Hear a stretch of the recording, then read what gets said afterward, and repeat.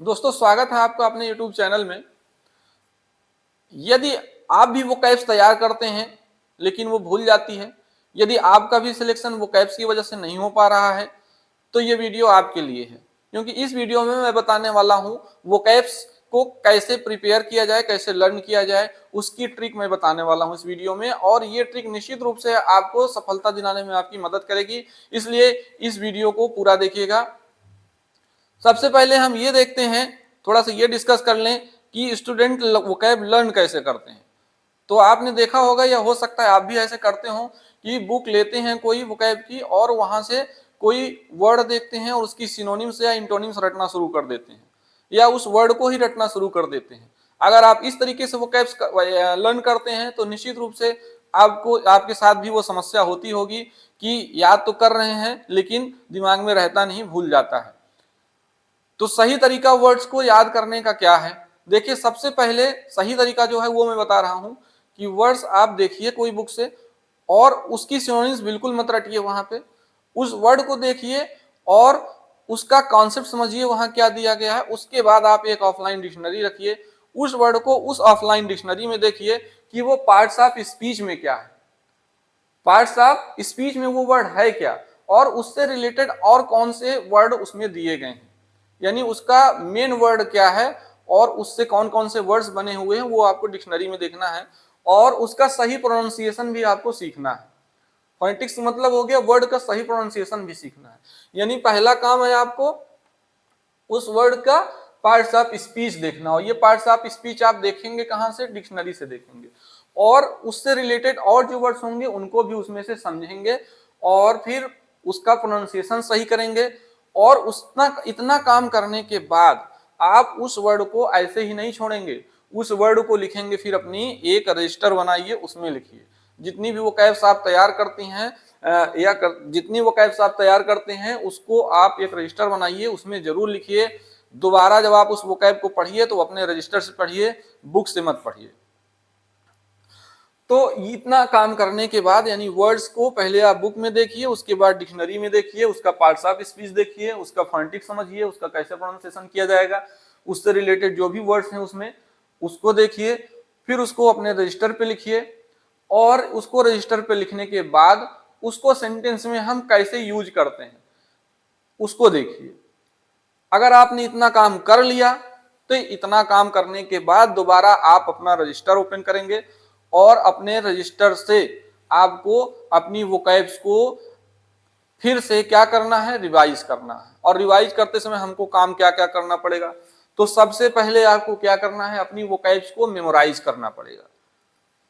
Memorise करेंगे, लेकिन memorise कैसे करना है? अब वो काम नहीं करना कि हाथ रख के उसको रटने लगना है। मेमोराइज करने का मतलब है कि थोड़ा सा अपने माइंड को रिमाइंड करिए कि क्या आपने पढ़ा था इस वर्ड के बारे में। उसकी मीनिंग मत डायरेक्ट देखिए, उसको छिपा के रखिए मीनिंग जो उसके सामने आपने लिखा है रजिस्टर में। तो उसको पहले मेमोराइज करिए, उसको विजुलाइज करिए। विजुलाइज करने का मतलब है कि जो वर्ड्स आपने तैयार किया है उसको अपने माइंड में याद करिए, बिल्कुल से माइंड में उसको लाइए कि आखिर आपने उस वर्ड के बारे में पढ़ा क्या था। और ये दोनों काम आपको आसान हो जाएंगे। कब आसान हो जाएंगे?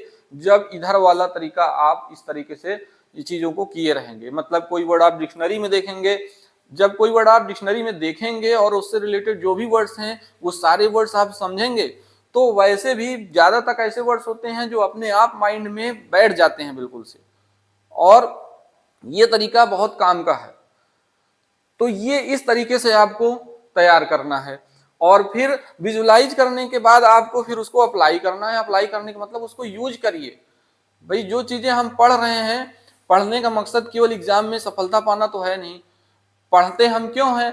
पढ़ते हैं ताकि हमारी पर्सनालिटी भी डेवलप हो, हम कहीं पे बोलें तो पढ़े लिखे, और जो लोग नहीं पढ़े लिखे हैं उनमें अंतर रहता है। तो पढ़े लिखे हैं आप, तो पढ़े लिखे का अंतर बोलते समय भी समझ में आना चाहिए। तो इसके लिए आप क्या करेंगे? जो वोकैब्स तैयार किए हैं उसको आपको अप्लाई करना पड़ेगा। और इतनी सारी चीजें आपको वोकैब्स में लर्न करने के लिए करनी है। तो अगर इतनी चीजें आप करेंगे तो निश्चित रूप से आपको पहले की कंपैरिजन में चीजें ज्यादा अच्छे से तैयार हो जाएंगी। अब देखिए, ये जो चीजें मैं बता रहा हूं इसका एग्जाम्पल मैं आपको एक बता रहा हूं, इस ट्रिक से मैंने खुद वोकैब्स जब मैं अपनी तैयारी करता था, प्रिपरेशन करता था सिलेक्शन पाने के पहले, तो इस ट्रिक से मैं खुद अपनी वोकैब्स तैयार करता था। और आपको बता दूं कि 2016 में 2016 में मैंने वोकैब्स तैयार करना शुरू किया था, और 1275 मीनिंग है, विद्यासागर की एक बुक आती है एंटोनिम्स सिनोनिम्स की, उसमें 1275 मीनिंग दी गई थी उस समय। अब 1275 मीनिंग का मतलब जो सामने एंटोनिम्स सिनोनिम्स दिए हैं वो नहीं, उसको मैंने नहीं काउंट किया, जो मेन वर्ड्स हैं उतने की बात कर रहा हूँ। 1275 मीनिंग मैंने 23 दिन में तैयार की थी, 23 डेज में।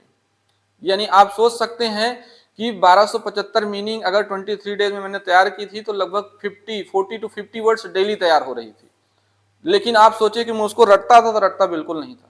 मैं उस वर्ड की सबसे पहले क्या करता था, एक जिस बुक से मैं तैयार कर रहा हूं उसके अलावा मैं ऑफलाइन डिक्शनरी रखता था। मोबाइल में डिक्शनरी थी, मैं ऑफलाइन डिक्शनरी में पहले उस वर्ड को देखता था, उसका रूट क्या है, वो किस उससे और कौन कौन से वर्ड्स बने हैं वो देखता था। उसके बाद और जो डिक्शनरी मोबाइल में होती थी उसमें देखता था।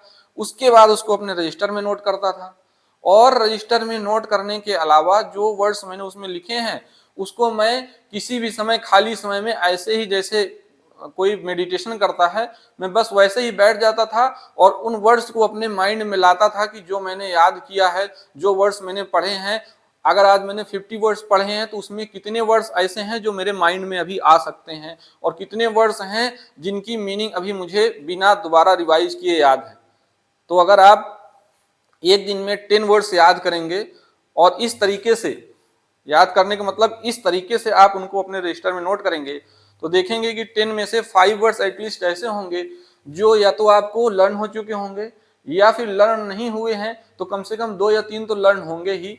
और दोबारा जब आप कॉपी से अपनी रिवाइज करेंगे तो ये जो 2-3 हैं इनकी संख्या बढ़ जाएगी, आपको रटना बिल्कुल नहीं पड़ेगा। और ये काम आपको रिवाइज करने वाला दिन भर में 2 या 3 बार करना है। इससे क्या होगा कि बिल्कुल आपको वोकैब्स लर्न हो जाएगी। मैंने ये ट्रिक्स अपने ऊपर खुद अप्लाई किया है और ये बहुत ही इफेक्टिव ट्रिक है। तो वर्ड मीनिंग आपको इस तरह से लर्न करनी है। और वोकैब्स की बात अगर हम करें तो वोकैब्स यानी वर्ड्स जो होते हैं वो चाहे कंपटीशन की तैयारी के लिए हो या फिर और किसी एग्जाम के लिए हो, एकेडमिक एग्जाम के लिए हो, वो हमारे लिए बहुत जरूरी होते हैं। देखिए, डेविड विल्कन्स ने एक बुक लिखी है हाउ टू टीच वोकैबुलरी। इसमें उन्होंने बताया है कि वोकैबुलरी कैसे पढ़ाएं। अब पढ़ाएं का मतलब तैयार कैसे करें ये भी तो हमको पता चल रहा है इस बात से। तो उन्होंने उसमें ये चीज बताया है कि अगर हमको वर्ड्स नहीं पता हैं, अगर हम वर्ड्स नहीं तैयार करते हैं, अगर हमको वर्ड्स नहीं आते हैं तो उसका क्या इफेक्ट होता है, और अगर हमको ग्रामर नहीं आती है तो उसका क्या इफेक्ट होता है। अगर देखिए आपको वर्ड्स तैयार हैं, अगर आपको वर्ड्स तैयार हैं, ग्रामर नहीं आती, तब आप कुछ ना कुछ बोल ले जाएंगे केवल वर्ड्स तैयार होने की वजह से। लेकिन आपको वर्ड्स ही नहीं पता है, कितना भी आप ग्रामर पढ़ लीजिए, आपको कुछ भी आने वाला नहीं है। आप ग्रामर पढ़ के क्या करेंगे, आपको वर्ड्स तो आती ही नहीं, आप लिखेंगे कैसे, बोलेंगे कैसे कोई चीज। इसीलिए ये कहते हैं कि without grammar little or less can be conveyed, but without words nothing can be conveyed. यानी ग्रामर के बिना हम थोड़ा बहुत बोल सकते हैं, लेकिन वर्ड्स के बिना हम बिल्कुल नहीं बोल सकते हैं। इसलिए वर्ड्स का इंपॉर्टेंस हमारे लिए बहुत है, ज्यादा से ज्यादा वर्ड्स हमें लर्न करके रखनी चाहिए। तो ये इस वीडियो में आज मैं ये ट्रिक बताने के लिए वीडियो बनाया था, क्योंकि मैं बहुत सारे स्टूडेंट्स को देखता हूं कि वो गलत तरीके से वर्ड्स जो है वो तैयार करते हैं। वो उन वर्ड्स को एक बोझ समझ के तैयार करते हैं, रटना शुरू कर देते हैं। आपको बोझ बिल्कुल नहीं समझना है, आपको इनको बहुत ही जरूरी चीज जिंदगी की समझना है, लाइफ की बहुत ही इंपॉर्टेंट इसको चीज समझना है। और वर्ड्स जब आप पढ़ने लगे तो इनको बिल्कुल से आप मजबूरी मत समझिए, इनको जरूरी समझिए। और आप ये मान लीजिए कि ये हमारा क्या है, दुश्मन है एक तरह का वर्ड, और इस दुश्मन को हम कैसे खत्म करेंगे, तो इसको समझ के खत्म करेंगे। और समझेंगे कैसे, जैसे इधर आपने को मैंने बताया है। तो वो कैसे को अच्छे से लर्न कैसे करेंगे, ये तो चीजें मैंने बता दी। लेकिन आपको एक बहुत ही इंपॉर्टेंट बात और बतानी थी कि वोकैब्स को अगर हम जो उनके रूट्स होते हैं उनके जरिए पढ़ें, तो जो वोकैब्स है वो हमको और जल्दी लर्न हो जाएगी और ज्यादा नंबर में हमको वो लर्न हो जाएंगी। तो ये रूट क्या है, कैसे, रूट का क्या मतलब है यहाँ पे? तो एज यू ऑल नो कि Latin is the source of origin of words. जो वर्ड्स हैं उनकी जो उत्पत्ति हुई है उनके सोर्स क्या है, ज्यादा तक लैटिन है, तो लैटिन से वो लिए गए हैं। तो ये जो रूट हैं, एक बुक है नॉर्मन लेविस की, उसमें सारे वर्ड्स जो हमारे लिए इंपॉर्टेंट है, चाहे वो कंपटीशन के पॉइंट ऑफ व्यू से हो या फिर नॉर्मल लाइफ के पॉइंट ऑफ व्यू से हो, जो भी इंपॉर्टेंट वर्ड्स होते हैं स्टैंडर्ड लेवल तक के, वो सब उसमें मिल जाएंगे। तो आप नॉर्मन लुइस को आप सबको पढ़ना चाहिए, ताकि आपकी जो वोकेबलरी है और बिल्ड हो जाए और अच्छी हो जाए। उसमें सारी वर्ड्स जो हैं वो रूट वर्ड्स के जरिए बताए गए हैं, और प्रीफिक्स और सफिक्स को भी समझाया गया है। प्रीफिक्स और सफिक्स को जानने से ये बेनिफिट होगा कि जो बड़े बड़े वर्ड्स होते हैं प्रीफिक्स और सफिक्स से बनते हैं, प्रीफिक्स और सफिक्स की वजह से उनकी मीनिंग चेंज हो जाती है। तो आप रूट भी जान चुके होंगे उस बुक से और प्रीफिक्स सफिक्स भी जान चुके होंगे, तो वो वर्ड तो आपको अच्छे से लर्न नहीं हो जाएंगे। साथ ही साथ उनकी वजह से आगे कहीं भी आप नए वर्ड्स देखेंगे और अगर उनमें से कोई प्रीफिक्स सफिक्स उस वर्ड में लगा है या रूट वर्ड है उसमें, तो वो वर्ड आपको वैसे ही याद हो जाएगी, उसमें कोई ज्यादा प्रयास नहीं करना पड़ेगा। तो ये नॉर्मन लेविस को पढ़ने का फायदा हो जाएगा। ये बहुत ही अच्छी बुक है, इसको सबको, अगर आप कंपटीशन की तैयारी करते हैं तो आपको सबको पढ़ना चाहिए। और अगर आप उस बुक को पढ़ेंगे तो आप देखेंगे कि उसमें जो वर्ड्स यूज किए गए हैं आपको कोई चीज एक्सप्लेन करने के लिए, वो स्टैंडर्ड वर्ड यूज किए गए हैं। उसको पढ़ते समय आपके एंटोनिम्स सिनोनिम्स, अगर आपने कहीं से एंटोनिम्स सिनोनिम्स पहले से तैयार कर रखी है, चाहे वो एसपी बख्शी हो या कोई और अच्छी बुक हो मार्केट में कलेक्शन की, तो पहले से आपने अगर तैयार कर रखी है तो नॉर्मन लेविस को पढ़ते समय आप क्या होगा कि वो सारे वर्ड्स रिवाइज हो जाएंगे। और अगर नहीं तैयार कर रखी है तो वो सारे वर्ड्स आपको मिलेंगे, वो पढ़ते नॉर्मल लुइस को पढ़ते समय वो भी तैयार होते चले जाएंगे, हमारे रूट वर्ड भी तैयार होते चले जाएंगे, प्रीफिक्स सफिक्स भी पता हो जाएगा। यानी उस बुक से को पढ़ने से हमको फायदा ही फायदा है। तो क्यों ना उस बुक को पढ़ा जाए।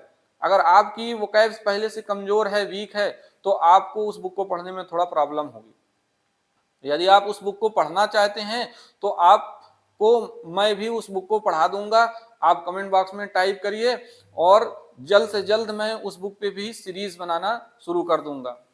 तो आज की वीडियो में यहीं तक। Okay, thanks for watching this video, have a nice day.